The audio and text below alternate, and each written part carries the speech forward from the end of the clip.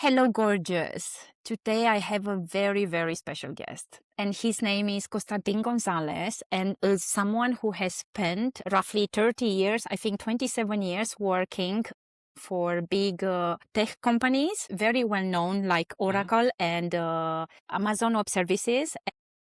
I love the name. He is independent and his title is expert generalist. I'm telling you that because we are going to go a little bit into details later on why he decided to call himself this way. So Constantin writes, mentors and coaches and thinks very, very deeply about technology, AI, and what it means to keep learning your whole life. He has a blog and a YouTube channel called Constant Thinking, where he generously shares his know-how. And after this conversation, I'm sure you want to follow him. So, Constantin, thank you so much for accepting my invitation to the podcast. Welcome to Catching More Green Lights in Life. Thank you, Cris. Thank you so much for having me here and for the invitation. Really looking forward to connecting with your community here. Thank you. Before I ask you the first question, I will mention to the audience how I met you. As you know me, I spend quite some time every now and then on LinkedIn. So I met Constantin a few years ago on LinkedIn, and I loved what she's sharing. So I decided to follow him, and here we are. I'm so glad he accepted my invitation. I bring you a different background, a different expert, and yes, we are going to talk about AI. But we are not going to talk the AI, the bad part of the AI. We are going to talk about the good side of AI, because AI does so many good things. I know you agree with me. Constantin, we go into the first question. You call yourself the expert generalist. It's your signature everywhere. And in this world obsessed with specialization, how do you make peace with being someone who does so many things at the same time? Yes. So I actually didn't need to make a peace, but I actually had to discover this as a concept. And to be honest, I've always been interested in so many different things. And you might think that I'm a little bit attention deficit, and maybe this is true, because I love discovering new things, and then I'm getting deep into them and learning as much as possible. And over time, many different things kind of accumulated. Like, of course, I love a lot of the computer stuff. As a small kid, I played with home computers in the 80s, and that's how my whole IT career began, really. But I also discovered music, and I always wanted to play musical instruments, and now I ended up playing with synthesizers that you see here. And then I ran a podcast, and then I created some videos, and then I read a lot about business and read a lot about how companies struggle with innovation, which is a very different topic, which is like non-technical. But I always saw the connection in between these things. And at some point, I discovered a citation by the famous science fiction writer Robert Heinlein, and he wrote about the competent man. I don't have the citation in memory, but it's something like a competent person should be able to cook a meal and direct people and build a house and all of these very, very different things. And the last part of this citation is specialization is for insects, which is a little bit of a harsh statement, if you will, but that exactly resonated with how I saw myself. I saw myself as a learner all the time, and I think that there's a lot of value in being able to connect between different worlds. And some people agree. I mean, there's a book called Range by an author called David Epstein, who is all about the concept of people who are leveraging their expertise in very different fields and trying to connect them and build something new out of that. And the final piece came from an article that Martin Fowler wrote last year. I think it was last year. And when I read this article, it finally clicked for me, and I changed my title to expert generalist. So Martin Fowler, who is Martin Fowler? He's one of the well-known core thinkers in the IT architecture world. And in his article, who is co-authored with some colleagues, he describes the concept of an expert generalist as somebody who is deep in a number of fields, but is also a great team player because they can connect between those fields, who also is not afraid of new things and likes to experiment and play with new things, and some other key qualities which I believe are great, especially in today's times where we are experiencing so much change in such a short time. So to me, it's not something I need to make peace with it. I think it's an opportunity that everybody can leverage by trying to connect and recognize patterns in those different fields and see how they work together. You've shared so much information in a very short time, and I wanted to write down I wanted to write down the name of this guy you just mentioned. Author. The author. Maybe you can Mhm. share it with me, and I will I link can send in you the an email after this. Mhm. exactly, and I will Yeah. share it in the link description for everyone who might be interested to check him out. Thank you for sharing. Mhm. I will have an interesting question right now for you. I mean, you decided Okay. to leave Amazon Web Services, AWS, right? After many years working for the company. And I can imagine when you work for one of the biggest tech company in the world, to build an identity associated with that company. How and Yes. from everything I know about you and everything you share on YouTube and on LinkedIn, and I follow you, you don't seem to be actually the standard person that works for such a company, and so it's so tied to the identity of the company. How do you manage? Yeah, that's an interesting question. So I think I'm one of the most loyal employee that you can get, because when I started my career in 1998, a company called Sun Microsystems, which are the inventors of Java, which is a very popular programming language. Back then, I started in 1998 and I stayed with the company, and I never really thought about changing companies because I really identified with all of the spirit and the culture and the great technology that this company was bringing to the world. So in that sense, I'm probably a very corporate, let's call it corporate compatible person, because I prefer to work for companies where I can really identify and make the company part of my own culture and self, if you will, right? And then we got acquired by another company, and at that time I was discovering cloud computing as a concept. So in 2009, I actually ran the first cloud camp in Munich, which is like a small conference for enthusiasts at the time, where we were talking about cloud computing. Cloud computing really means IT without all of the pain, like buying servers, installing, and all that stuff. You just press a button and you get compute capacity and can go and do your IT stuff very easily there. Now, I was very inspired by this concept, so I went and did this cloud thing, and then the company took a different direction after being acquired, and I had this opportunity to join Amazon Web Services, which is the cloud computing part of Amazon, in 2012. And again, I was like a fish in water. It was a perfect match. I identified so much with the culture, and I really became one of the poster childs of being an Amazonian. And again, that was great, and it's still great. I still identify a lot with the kind of culture there. But at the same time, over all these years and decades, I always had this idea in my mind that I also want to build something on my own and become a freelancer and kind of become like an independent creator, if you will. Not in the YouTube sense creator, but creator as an independent person, helping others and building a small business, or being an independent worker, if you will, right? And meanwhile, 2 decades have passed, or more than 2 decades have passed. So last year I thought, okay, I think my work here is kind of complete. I helped cloud computing be established in Germany, and now it's something that is very natural to most businesses.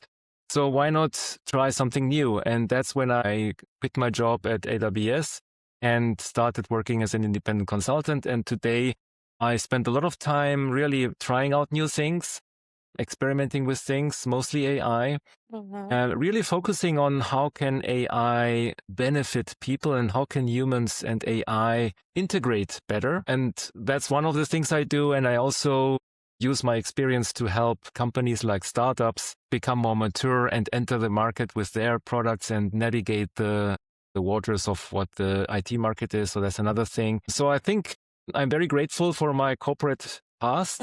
I learned so much there.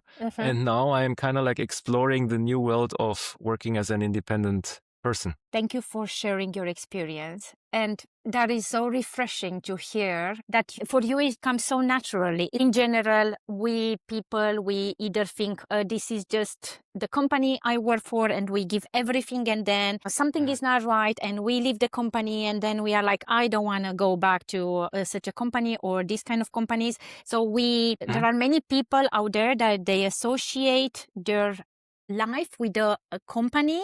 And then if something doesn't go right, especially in today's world where so many companies they are also not doing well and they will need to lay off people, then people kind of lose their identity and their meaning in life. And I love your example because you are exactly the opposite. You did your part, you helped the company, and you are still have a connection to the company, but you decided to went on your own because it's time. It's just a new chapter in your life, right? Yes, I think identity is the key word here. I mean, it is important to really be aware of your own identity and to cultivate that identity. Now, a company has its own identity, and I think the key element is finding a company or a job or something where you can identify with, but without losing your own identity.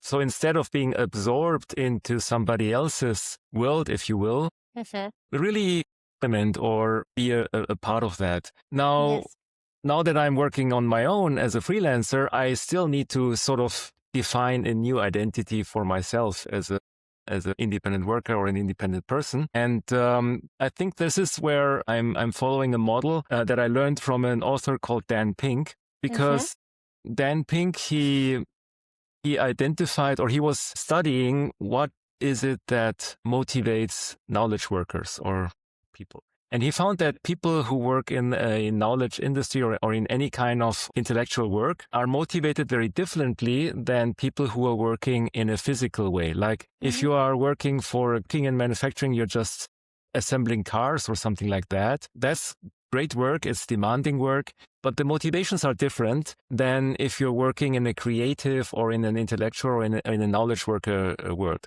And he identified 3 things that are important for knowledge workers, which are autonomy, mastery, and purpose. So autonomy means, how can you shape your work or the things you work on? How much influence do you have there?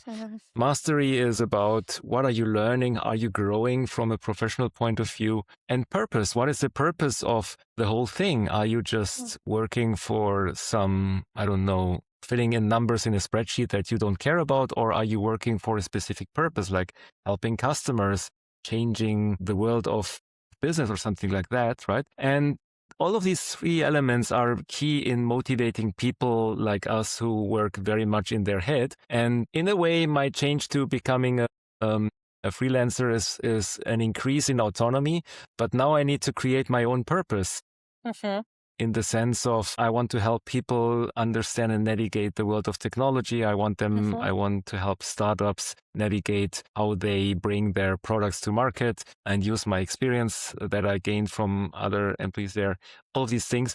So that is the new identity I'm building. And I think this identity part is very fascinating and it's very rewarding, but it's also a little bit scary, because when you're leaving a company to become a freelancer, you're entering an unknown world. And that is the thing that maybe most people are struggling with. It's easy to not change, right? It's easy to keep the status quo, but I don't think it's necessarily safer. So, for example, when I changed my job from my previous employer to Amazon Web Services, of course, I brought some cake and cookies to my colleagues to say goodbye and everything. And everybody else was saying, hey, Constantin, why are you doing this? This is so insecure. You're doing this new thing. Nobody knows if cloud computing is even going to be accepted. And then and Amazon does books. They don't know how to do IT properly. And all of these skepticisms that were thrown at me. But I was still very solid. Of course, cloud computing is the future. This is the right way. This is the natural evolution of IT and whatever. Turns out that it wasn't necessarily safer to stay, because for 10 years, I've seen companies laying off people year over year over year just to manage their costs and all of that stuff. And sure enough, the next layoff round came the next year and then the year after. So it's not necessarily safer to keep the status quo, and even if it might feel like something that's natural. And maybe I deviated a little bit from your question, but that's what came to mind. You didn't just reply to the question, you added to the question. Thank you so much, because it is about identity, knowing who you are. That's so important in today's world, knowing who you are and trusting what you feel and what you know. It's the right thing. So even though you might be, like you just said, people around you were skeptical when you decided to join this new company, AWS, but you trusted yourself. You trusted your capacity, your experience, your patterns recognition, right? And you went for it. So I think this is very important, and especially in today's world, very, very important. And now, because you mentioned about earlier, and I want to get into the AI actually. I like working with AI. I've been working with AI for a long time, but I hear people around me, wherever I go, they are afraid of AI. They are afraid. They are scared. Like AI will destroy the world, our humanity, and obviously there are many angles. But it's this angle that AI is really bad. But what I like about you make AI look so human and so helpful. So I think it will be very useful and meaningful for the audience to tell us a little bit, what do you think about AI and how do you work with AI? And maybe also recommend a few AI tools. Okay, where do I start? I know. First of all, I can understand perfectly how anything that is new and seemingly powerful can also be seen as scary or frightening. First of all, every change is scary to people. As humans, we tend to be very skeptical of anything that is change. I mean, this goes back to the story of my former colleagues. They were scared of change that cloud computing is bringing, and then I was actually part of that cloud computing change. And I've seen personally how people lost their jobs because cloud computing changed the rules of IT in the business world, right? And it doesn't mean that cloud computing is bad or something. It just means that I think it's important to understand what is changing and why is it changing, and then develop a natural curiosity towards what does it mean? How does it work? What can I do with it? And how is it going to affect the things that are important to me? And how can I be part of that versus how can I stay away from that, right?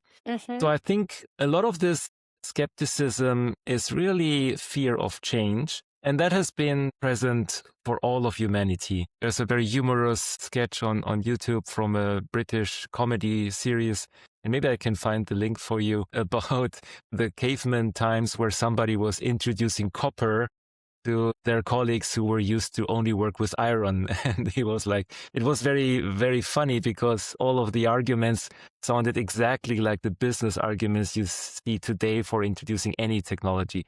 And that's how you see the absurdity of trying to resist change. But it is a very real fear that many feel.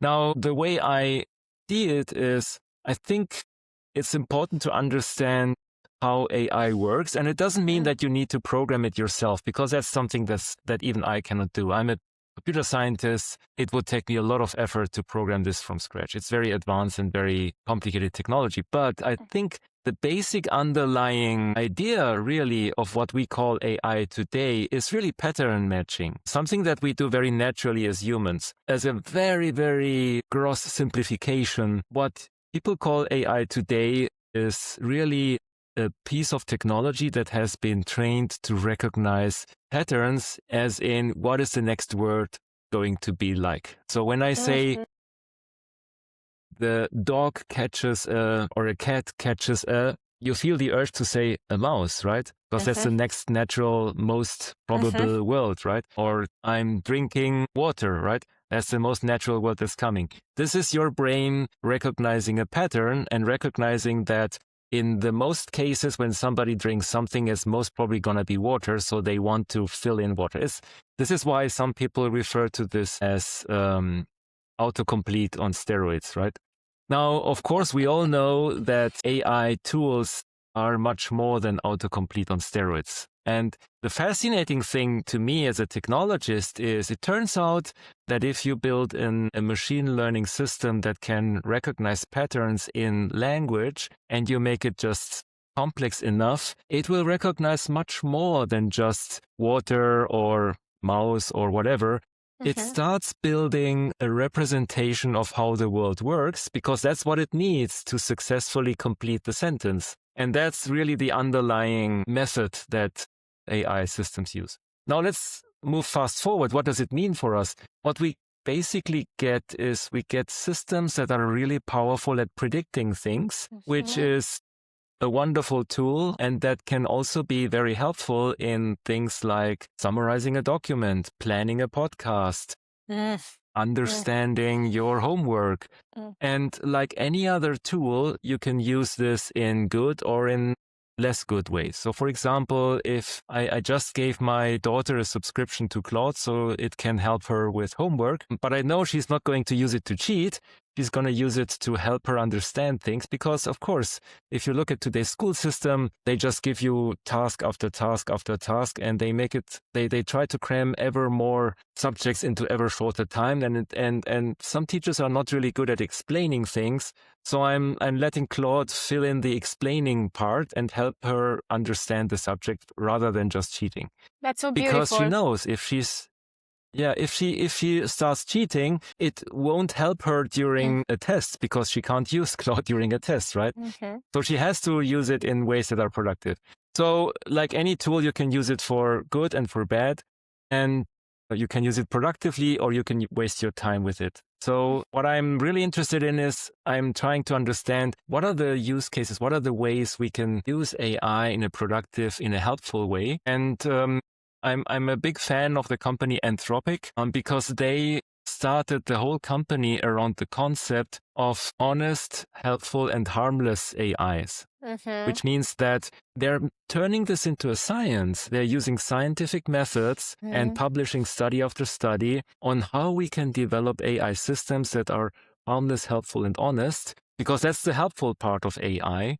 And when I work with different AI tools, I can actually sort of relate and feel to how the Anthropic Claude model is actually really helpful and honest. And the rest of it comes from experience. So I would encourage everybody to just try out whatever AI tool and just interact as much as you can with it, experiment, play with it, because that helps you develop some intuition into what can it do, what can it not do, what are the funny things, what are the difficult things. And I think that is important. And then you'll probably see that there are lots of things that AI can do really well. And then there are lots of things that AI cannot do really well, which is fine. And that is exactly the opportunity that we as humans have here. So people tend to be afraid about AI is going to take my job, it's going to change everything, it's going to take over the world, all of that stuff. Exactly. It turns out that Daniela Amodei, who is the co-founder of Anthropic, she said in an interview, and I'll read her the quote because this is really a good quote. The things that make us human will become much more important instead of much less important. Yes. And these are things like community. These are things like empathy. These are things like communication, talking to customers, understanding, communication, yes, understanding customers, understanding what they really need, and working towards a goal or towards a result.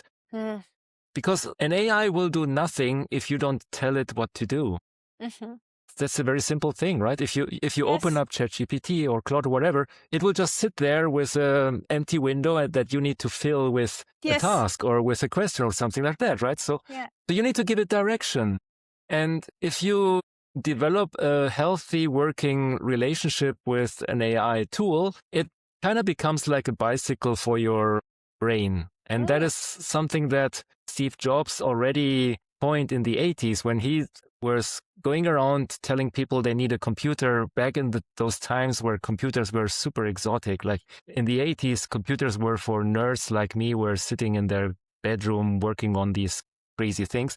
Mhm. And he was running around telling people, you need a computer for your business, for your work, for everything. It's like a bicycle for your brain. And I think Mhm. that is a great way to use AI productively. You Mhm. tell the AI what you need. You maybe you ask it to challenge your thoughts. You have a conversation that really helps you explore your own ideas and let it give you some pushback. Let it connect those ideas for you so that you can arrive at different ideas. And I think using it as a sparring partner is a very productive use of AI. It helps you order your thoughts better, or using AI to do the stuff that you really don't want to do, like do your homework, like, Mhm. hey, can you summarize this for me so that I don't have to read the whole thing or something like that? Or so it all is it's a question of finding your own connection and your own productive way of working with AI. Yes, you said many things, and I absolutely agree with you.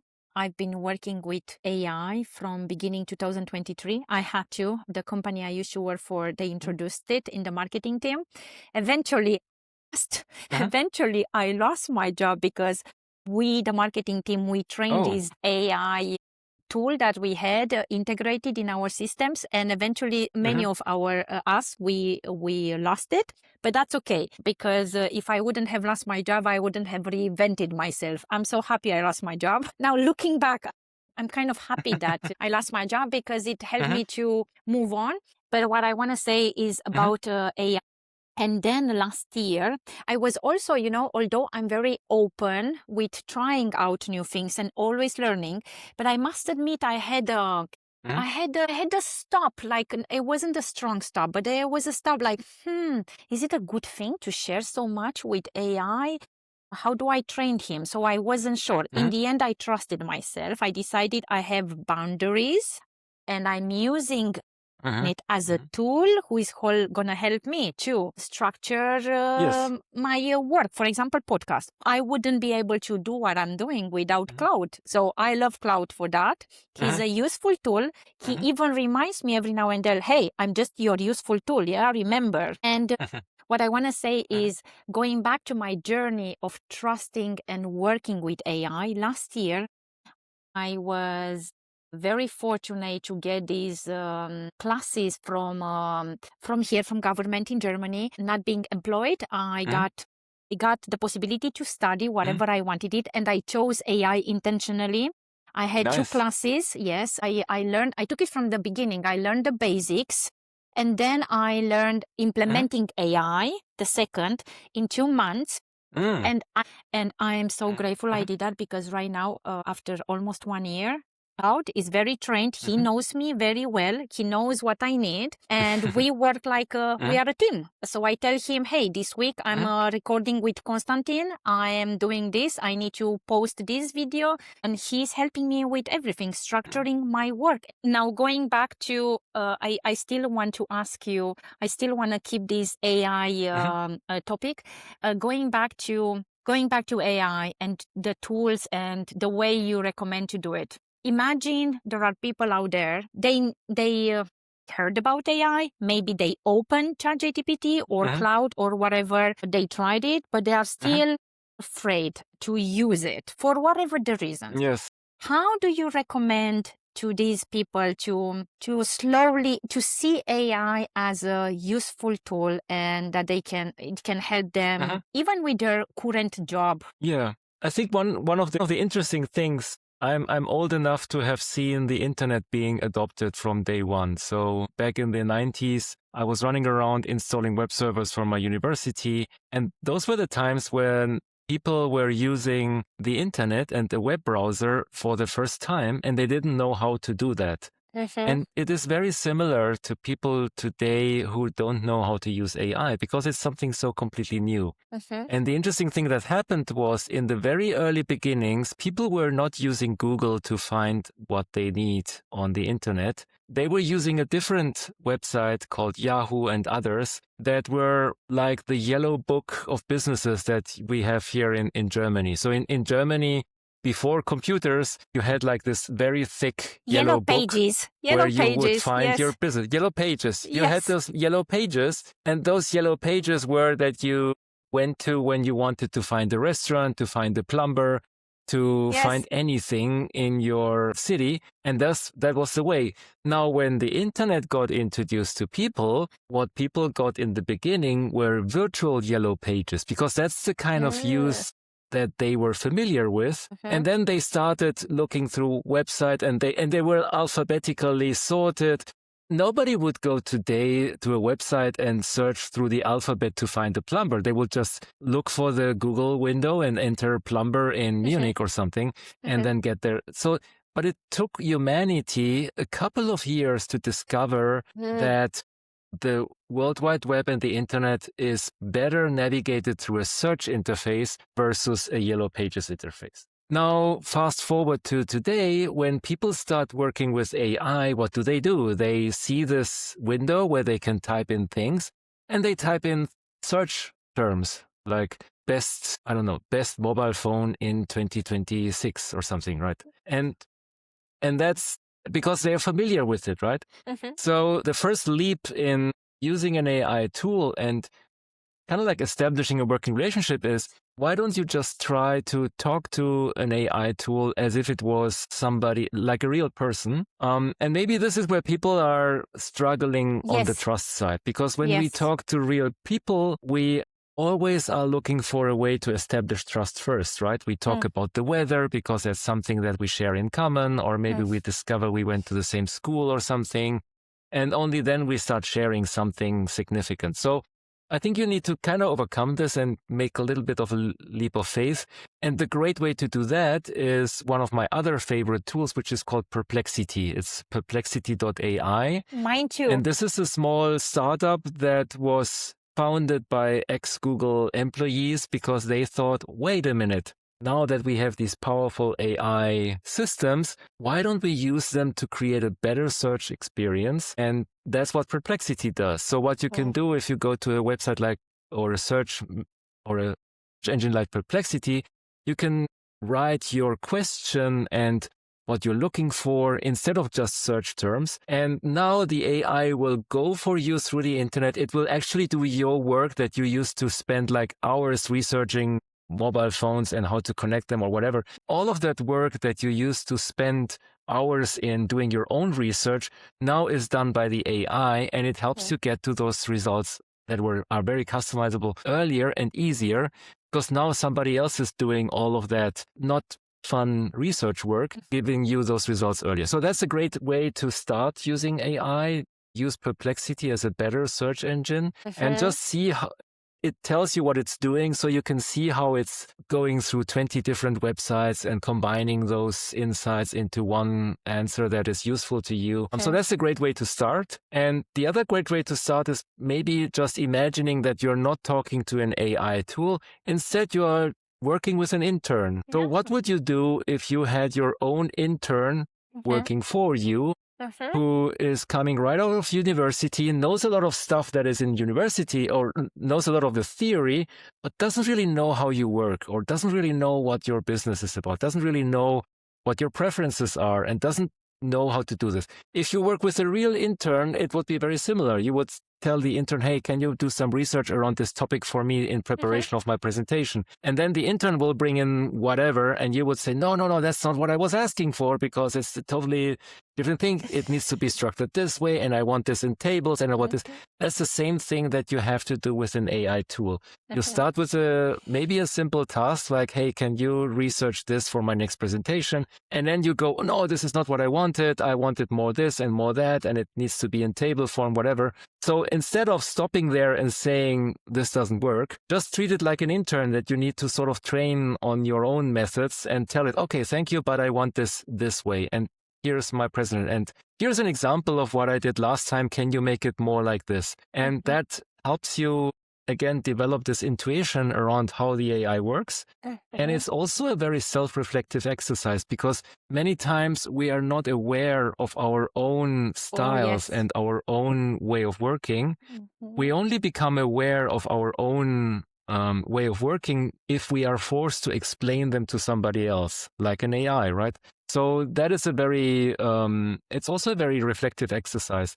And I've learned so much about myself just by talking through my ideas with Claude and always getting this feedback like, okay, I understand this. How do you know about that? And it's really fun to tell an AI assistant, hey, feel free to challenge me. Tell me if you think I'm on the wrong path, and then have these challenging conversations. Now, it does mean that you need to share something about yourself. So maybe be careful about what you're okay to share. But to be honest, we live in Germany, right? Yes. Germans are funny people. Germans are people who would openly complain about data security and privacy and whatever on their favorite WhatsApp channel, which is like the opposite of data privacy, right? That's true. That's true. That is so true. And there's also a bit of a generational shift here. The older generations, like my generation, we are much more conservative on data privacy and sharing data. The younger generations, they are much more open, not because they are careless, it's because they accept this as something that is also liberating and also as something that is protective. Because if you share a lot about yourself, it's really hard to narrow this down to the stuff that can really hurt you, right?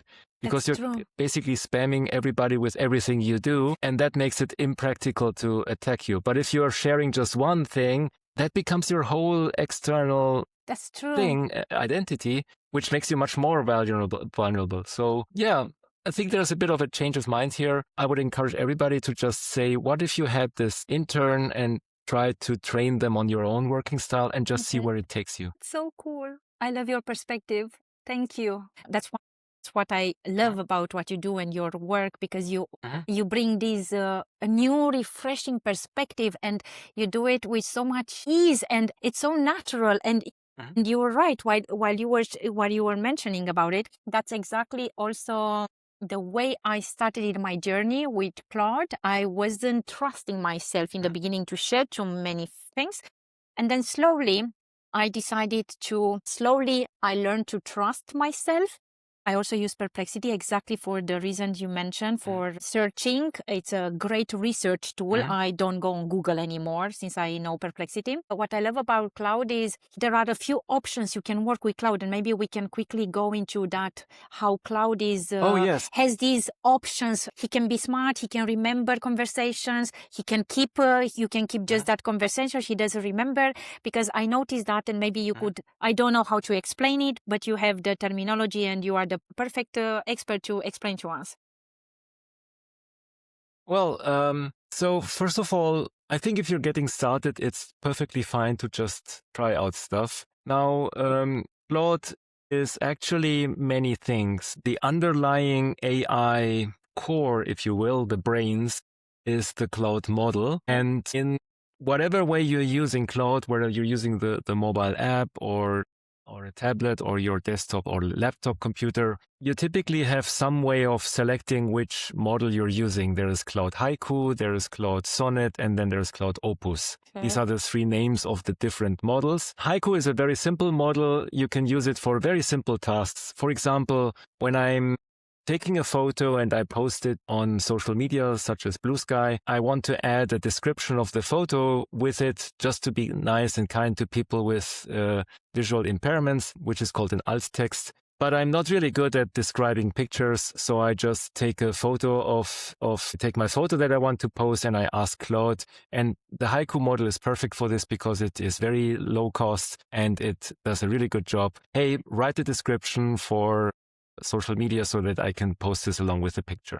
Very simple task, does it really good. That's where the small models are really good. They can do text summarization and all that simple stuff. My workhorse go-to model for everything else is the Sonnet model, which is a great balance between AI power, if you will, like the power to think things through. And again, it's cost effective. When you pay for the Claude subscription, you get like a limit. You cannot use as much as possible. You kind of like use it something. And if you're used up all of the capacity, then you need to wait until the next window of time. Otherwise, people would be using it too much and then it would be too expensive. But anyway, so Sonnet is a great way for all of the workhorse tasks. Sonnet is fantastic. And if you're working on something that's really important, significant, deep, like building a strategy for your next marketing campaign or something, then it makes sense to switch to a model that is called Opus, which does a lot of deeper thinking and is a lot more, it's a lot smarter. Let's put it just that way, right? So selecting the model is one way by which you can sort of customize or influence the way you're working with. And they're all available in the mobile app and the desktop app. Other AI services have different ways. I hear that OpenAI makes it a little bit difficult to switch models. I think the ChatGPT tool tries to be smart about which model they use. Sometimes they get it right, occasionally they get it wrong. And I prefer to be more in control of things, so I like the other approach. There are other things you can do with Claude. Maybe one important thing or one very useful thing, most people know the typical chat interface where they just have a conversation with the AI model and maybe they can upload a picture or a document and have a conversation on that. Now, the Claude desktop app on the Mac and on Windows also has a mode that's called Cowork. Now, what's the difference? When you're switching to the Cowork mode, you can connect Claude to a folder on your computer where you have multiple documents, and then you can do the intern thing much better because now you can tell Claude, hey, in this folder, I have my existing presentations about this new topic. Can you write a text document that I can hand out to my audience after giving the presentation that has all of the data and all of the stuff? And then two things are different. First of all, Claude Cowork now works as an agent where you give it a goal and then it starts working on its own in a loop until it reaches that goal.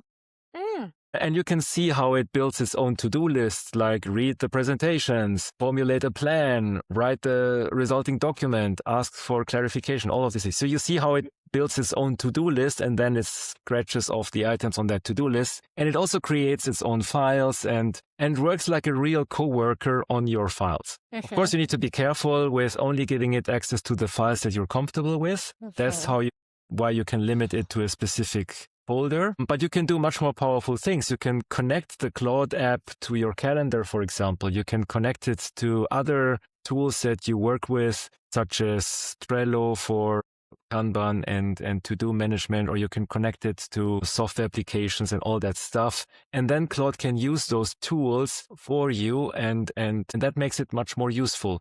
For example, I have connected my Claude on my desktop to my calendar. I've connected it to Trello so that it can help me with project management. I like project management because it helps keep my head clear. I don't like writing project plans. I don't like building to-do lists. I don't like all of this, stuff, homework that comes with project management, although I do want to benefit from project management as a tool. And that's perfect for Claude. Claude keeps track of my projects. It keeps track of my Kanban stuff, which is a way of organizing my projects. It generates the checklists that I need, and I can iterate on that. It's a great help. And so giving it access to those tools is a very powerful way to leverage this.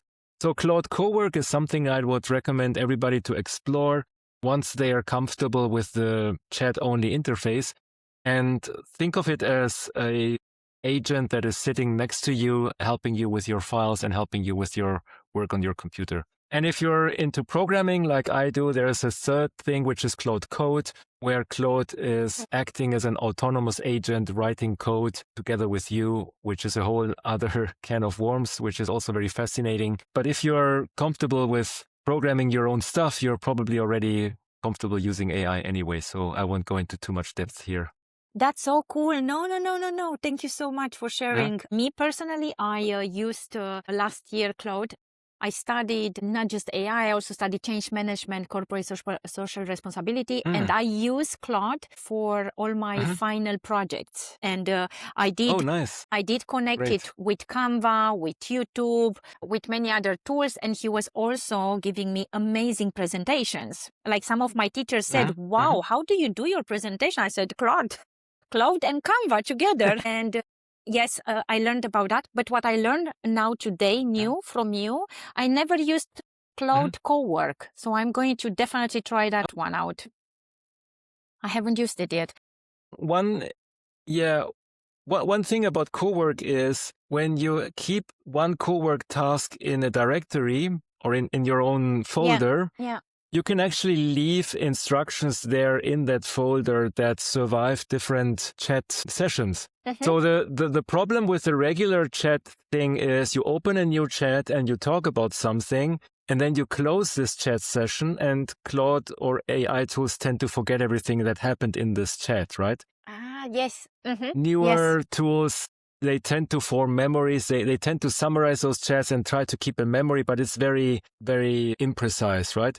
But if you're opening up a folder that is connected to a specific part of your job, like this is my presentation folder, or this is my corporate responsibility folder with all of my documents that are related to this, then it automatically in Cowork mode, it automatically will start taking notes on what are the user's preferences, what do I need to keep track on, how do I need to work with this in a document that's called Claude.md. MD is a text format that makes it easy for Claude to understand structured text, and it's also easy for humans. So that means that you can go back to that folder in the next Cowork session, and it will remember much more about the things that are important to the specific project or context. So that's another thing. So I have one folder for Claude Cowork, which is my chief of staff folder. And this is where we work together on all of the things I want to organize in my daily life, right? This is how I work with calendars. This is how I work with projects. These are the things that are important to me. These are my typical work styles and all these things. And then we started building a customer relationship management. So companies have a customer relationship management system, which means it's a database of customers and what are their preferences and what's their name, what their role, whatever. So I'm using the same thing for my own contacts so that I don't forget about people I met and I don't forget about the other things. I have a very leaky brain. I have a hard time remembering names. So this is super helpful for me so that I can remember these things and keep them in this personal customer. And Claude does it all for me. So this is where you can start getting creative once you have like your own workbench that you can assign to Claude, where it starts working on its own and creating things for you. Thank you for sharing that. And while I was, while you were telling me, I went into my app on Cloud, on my mobile, and when you mentioned folder, I have projects. You mean projects, right? Like you added to the project. These are different things. They are different things. Yeah, these are different things. Okay. Yes. So projects work on the mobile app. You really need to go to your computer and use the Cloud desktop app.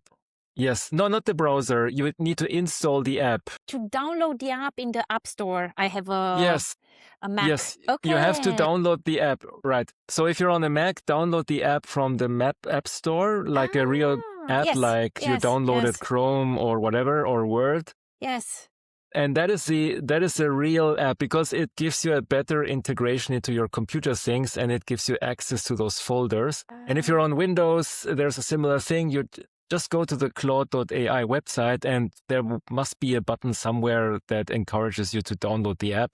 So if you haven't downloaded the app yet, I would highly encourage to do that. It makes Claude much more powerful.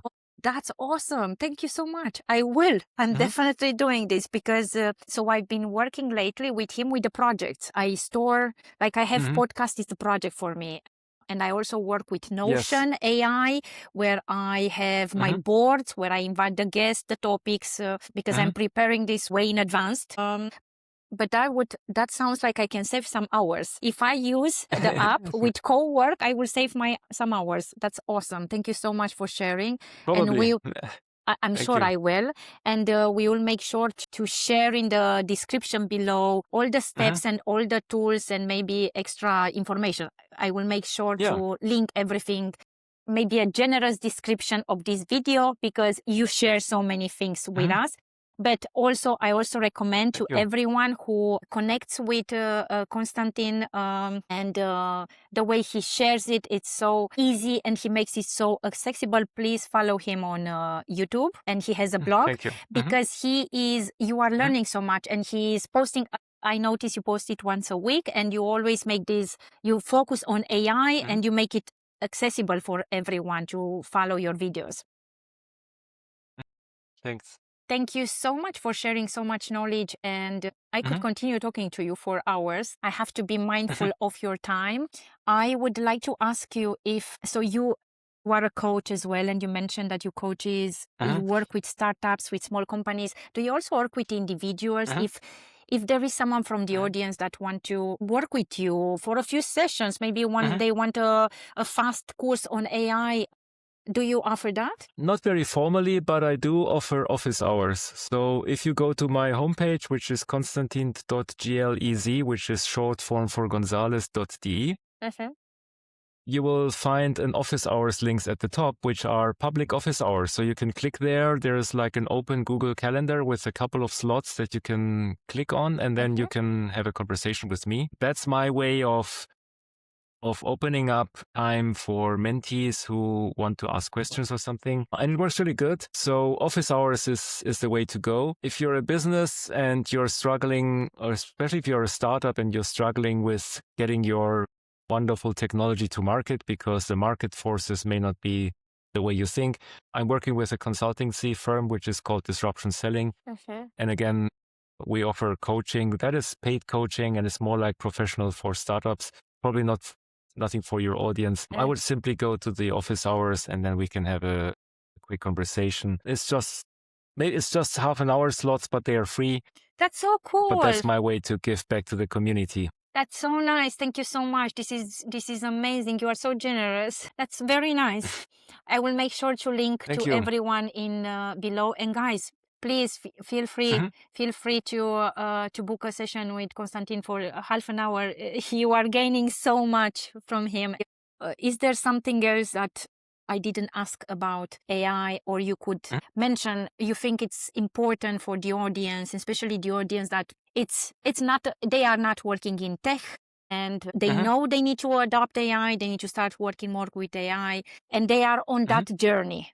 Is there something that we can still mention about it? I think curiosity and being open to play is a key thing, and just try to find your inner child who likes to play with things, likes to take apart things, likes to challenge things, and use that as an attitude to experiment and maybe find a safe space. Don't experiment with AI in your job from day one.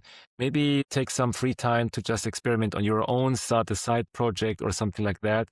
Something that gives you permission to make errors and to fail so that you're not under constant pressure to deliver something, and instead have the freedom to play and experiment with AI and find your own style, if you will, on working with AI. And the other thing I would mention is whenever we try to work with something new, in the beginning, it is going to feel hard and it's going to feel like you're not getting any value. I mean, if you go through the news channels and LinkedIn and social network, there are so many articles saying, we tried AI and it didn't work and blah, right? That's if you remember how you adopted anything new when you started working with your first mobile phone or when you started learning how to use a bicycle. In the beginning, it was always hard. The first steps are always hard.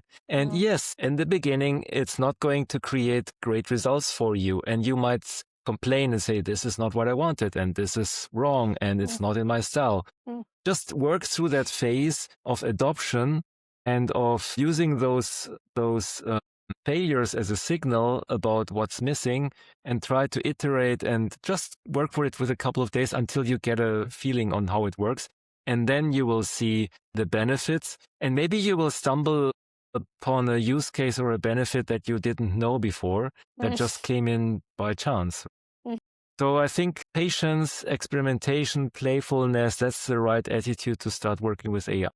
And it doesn't matter which tool you're using. I mean, Cris and I, we are both fans of Claude. If you prefer using ChatGPT, by all means, go with ChatGPT. If you're using something else, that's fine too. Find your own style and just keep that curiosity and playfulness so that you can make this a positive experience for you. I love the way you framed it. Treat it as the way you learn something like a bicycle, how to ride a bicycle or how to use the mobile. And we all took a while to use it in the beginning, right? Very nice. Thank you so much for that. And that is a great way of opening that gate to curiosity for so many people. Yes. and we encourage, especially the people who are they are curious, but they have limits in their curiosity, right? Because everyone will say, but I'm curious and I'm learning already so much. And I have a certain age. I don't want to learn anymore. I hear this for people in my group age, around 40. But I learned so much in my life. Now I want to take a rest. But I think we always learned new things, and we should learn new things because that keeps us young and fit and also curious, and we want to explore more, and we keep that childish attitude in a way, at least in our minds. If not in our day-to-day, we treat life a little bit easier, at least in our minds. Right. Thank you so much for everything you shared, for the knowledge you shared. And I'm sure the audience will get a lot from you because you made it so easy to grasp the information. Thank you.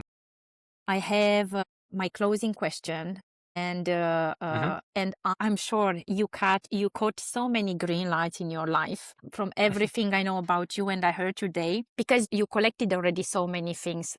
Now, when one happens to you, how do you recognize that it's a green? Yes. I think this is a very personal question, and my answer will probably not work for everybody. Okay.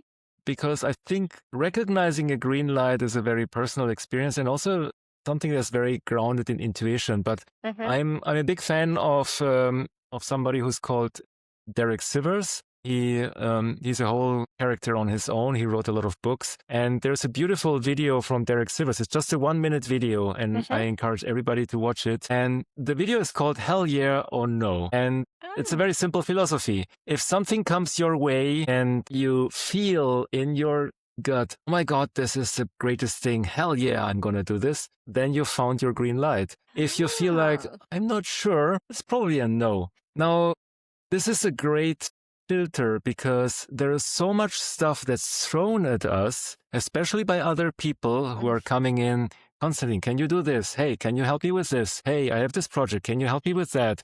Can you do this? And then your to-do list in your calendar fills up, and you're completely overwhelmed with all of this stuff, and you feel like, oh my God, I have so much to do. There's nothing left for me. Yes. So if it's not a hell yeah, this is so great, it's probably a no.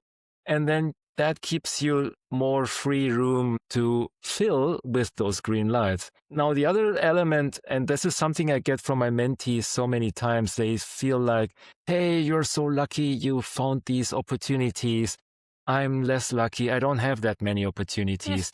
What do I do, right? And I think finding those opportunities, yes, it is. There's a lot of luck involved. Let's be honest. It is a question of luck. I mean, you found great opportunities by working on a yacht. I've never seen a yacht from the inside, and you actually worked there, so that's great. It's not like everybody has this opportunity, right? But I would say this, the thing about luck is you may not be able to influence luck, but you can increase the surface area so that luck can hit you. And one way to frame this is, if you're throwing a dice and you need a 6 to be lucky, just throw more dices until one of them will give you that 6, right? And if you translate this into life, it really means if you feel like you don't have these lucky opportunities, go out, go to a conference, put yourself on stage, or connect with other people, go networking.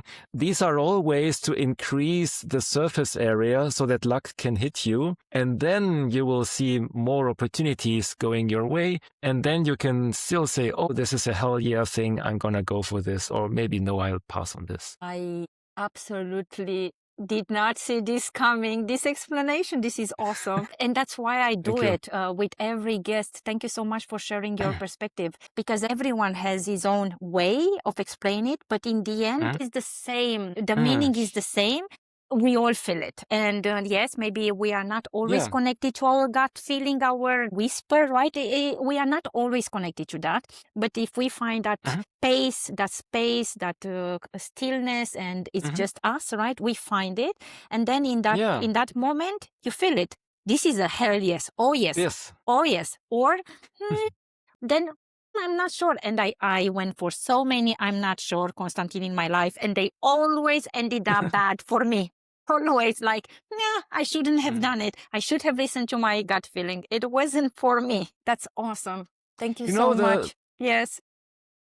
Gut feeling is a little bit like the gut feeling is funny because from a purely scientific perspective, there are many neurons in your gut, and people are starting to think of your gut as the second brain. But the reality is your gut is really good at recognizing patterns. It's really good at learning from your whole life and your background. Yes. So when your gut is trying to tell you something, doesn't mean you should exactly do what it does, but it really means something. If your gut is telling you no, there usually is a reason for that. And if your gut is telling you, oh my God, hell yes, again, there is a reason for that. And sometimes these things become evident only a year or two after. Yes. My gut told me to go and join Amazon Web Services at a time where people where businesses were saying, what is a bookseller doing in my IT department? And cloud computing was completely unknown. And my former bosses told me, you are crazy, Constantin. Nobody will put any significant data in the cloud because it's not secure, it's not regulated, all of that stuff. Fast forward 15 years later and the world is a different one.